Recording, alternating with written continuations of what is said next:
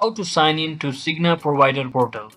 So hello guys, welcome back to my YouTube channel. In this quick tutorial, I'll be showing you how you can easily sign in to your Cigna Provider Portal.